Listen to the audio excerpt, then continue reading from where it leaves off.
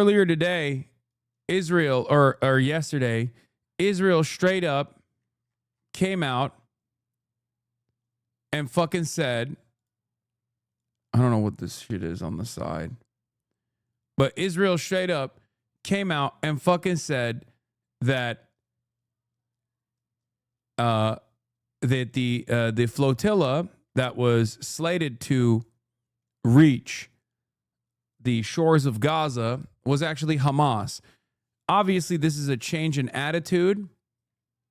It actually went from this is a selfie ship that shouldn't be taken seriously to this is actually now a Hamas ship. And now you already know when they call something Hamas, that means they're going to kill them.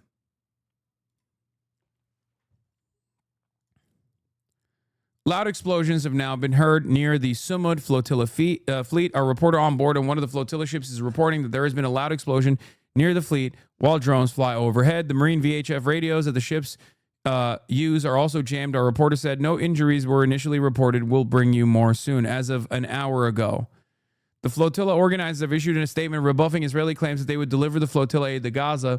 Israel vows to stop the Gaza-bound flotilla, claiming that the vessels are trying to breach a lawful naval blockade. Explosions can be heard throughout from people that are on the ship.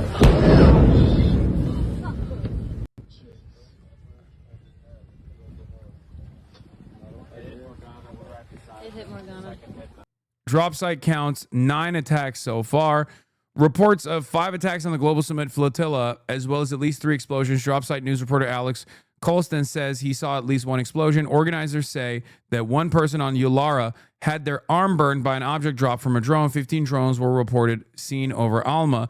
All boats are on high alert, wearing life jackets and carrying out safety protocols. The story is developing.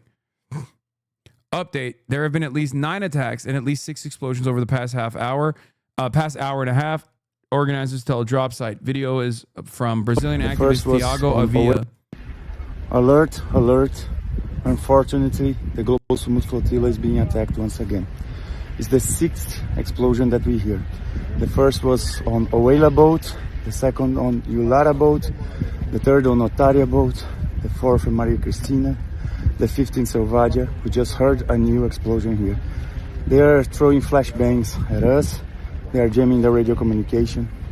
They are throwing chemicals like they did in Yulara. This is an attack situation. We know they have been doing these things for psychological warfare. The drones have been above us for a long time, for many nights, but now they are escalating into more severe and more dangerous types of attacks. We send this alert to the world. Pressure your governments. Pressure anyone to pressure the ones that are doing this, and we know very well who they are, to stop this attack. We are less than 600 nautical miles from Gaza. We are a humanitarian, non-violent solidarity mission. We are bringing food and aid to open a humanitarian corridor. We are protected by international law. We are part of the conscience of the world. Why did they stagger the flotillas instead of doing a bunch at once? Is this way better? It's because the reason why they're doing it like this is because in the past there wasn't, like, they were testing it. They were testing to see what Israel would do. And this is the largest flotilla that has launched so far. That was family. The family is now the 8th ship to be attacked tonight.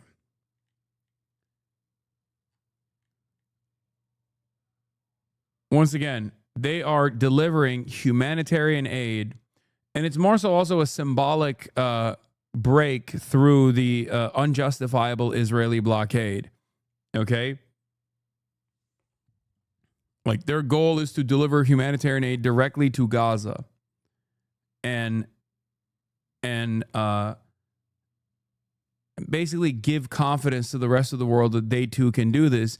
Israel obviously fears this, which is precisely the reason why they have apprehended and attacked every single flotilla, basically. No, they don't have weapons on board, chatter. What the fuck are you talking about? They never have weapons on board. The most famous incident that Israel actually hit with dropship commandos from a fucking helicopter was the Turkish one, Mavi Marmara.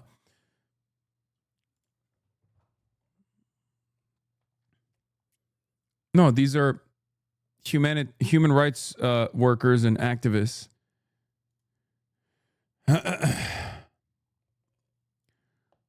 David Adler says, I will not lie to you. I'm scared for our lives on this flotilla. Israel's drumbeat is growing louder, first calling us the Hamas flotilla, now slandering our peaceful convoys, pursuing a violent course of action. All points into one lethal direction. Still we sail on. This was earlier this morning.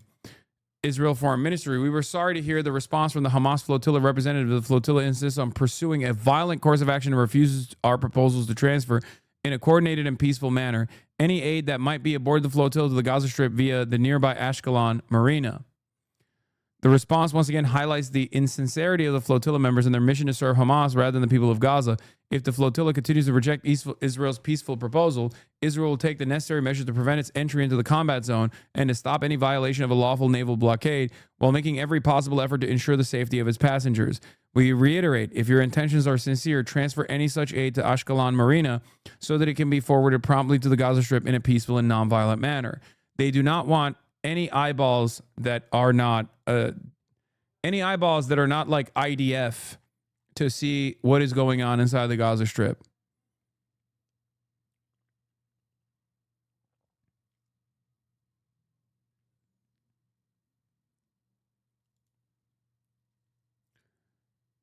Greg Stoker is on it as well. He said the global Samud flotilla is being targeted by, as of yet, non-lethal psychological attacks which include drones and the hijacking of VHF radios. They're playing ABBA, probably in line with their weird obsession with Greta. We will not be deterred.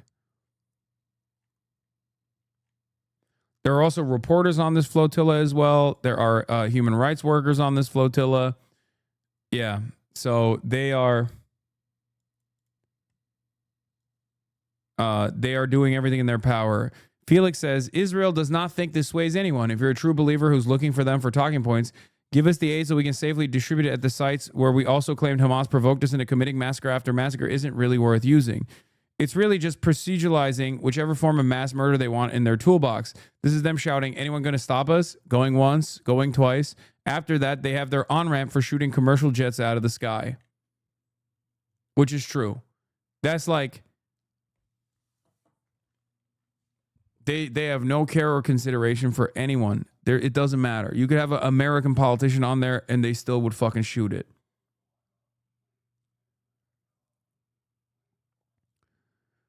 That's where we're heading towards. Basically, if the Samson option actually takes place at some point, our American politicians will apologize to Israel for the crime of even making Israel upset enough that they would ever use nuclear arms against us. You know what I mean? That's where we're moving towards at this point.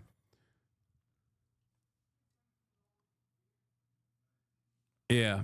They could kill Lindsey Graham and we say sorry he got in the way.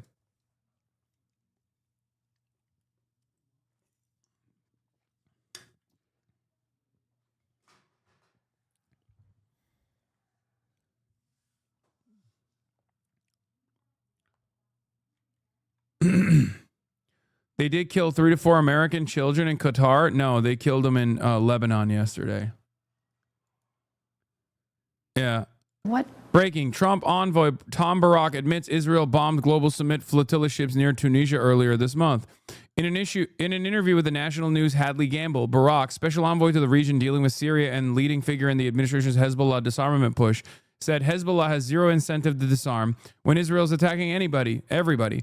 He then went on to list several countries the apartheid state has attacked in recent months, including Tunisia, where multiple flotilla ships were struck by drones. Tom Barak is a really interesting figure because he is Mr. I say the quiet part out loud. He's Mr. Might is right. Very interesting figure in the administration. Every time you put a fucking camera in front of this guy, he will literally be like, Israel is a demonic entity that's going to kill every single person, and there's not really anything you can do about it, as a matter of fact. And I love that shit. And what are you going to say about it? What are you going to do about it? There's no reason for you to actually fucking cave to any of our unreasonable demands. He recently, in the same interview, literally said something along the lines of, there's no such thing as peace. Borders are malleable and they're actually determined by the violence of the oppressive party. Something along those lines. Like, he will just do like an anarchist deconstruction of state violence, but then sit there and say it's fucking awesome and good. I'm not even joking. He literally, what incentive do they have to put their weapons down? Zero. Zero. I mean, this is the problem, especially when Israel is attacking everybody. So if Israel is attacking Syria, Israel is attacking Lebanon, Israel is attacking Tunisia. As it goes on,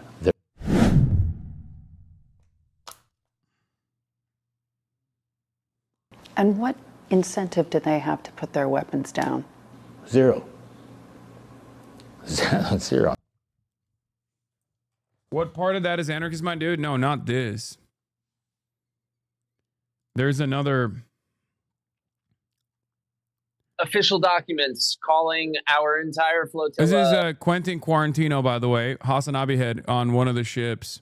Hamas-led jihadist propaganda, terror boat. They're doing everything they can to convince the world that we are terrorists, which is fascinating as we're not carrying weapons. We're not carrying anything but ourselves and food and medicine.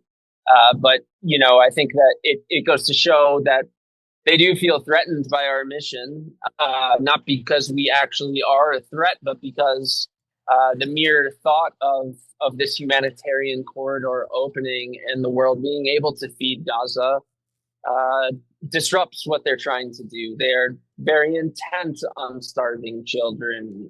The photos of skin and bones children are not an accident. The children that are being blown to pieces are not just an accident. This is part of the goal. That rhetoric about the flotilla being a terror flotilla, I mean, it may be laughable to us, but it is. I'm going to be doing an interview with Nathan tonight after the stream. Not a joke. The Israelis have a very long history that's very well established of painting peaceful protesters, in the case of the 2018 March of Return in Gaza, where they painted peaceful protesters as a violent threat, which they then used as justification for getting trained snipers to shoot them, and over 200 people were killed. Also, Israel has used the same tactic of portraying journalists as part of or affiliated with Hamas, which they have then used, or academics in the case of Rafat al-Alarir. And it's not just empty rhetoric. What is done is that they are painted as terrorists and then they become an actual violent target. So the shift in rhetoric on your flotilla, you know, from just seeing this as a nuisance to treating it as a terrorist threat, matches a pattern we've seen of establishing someone as a threat, and therefore, in the case of Anas al-Sharif, a journalist, using it as justification to then kill them.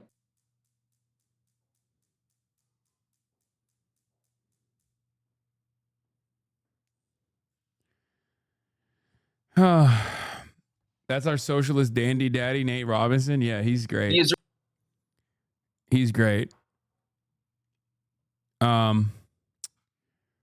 All right, so that's the update on the flotilla. That's all we got for now. I'm glad that we did the can liberalism be saved shit, because god damn, that was a banger article. The answer is no. Because in the interest of saving liberalism, what a lot of prominent liberals such as Sunstein argue is basically redefining liberalism as anything but.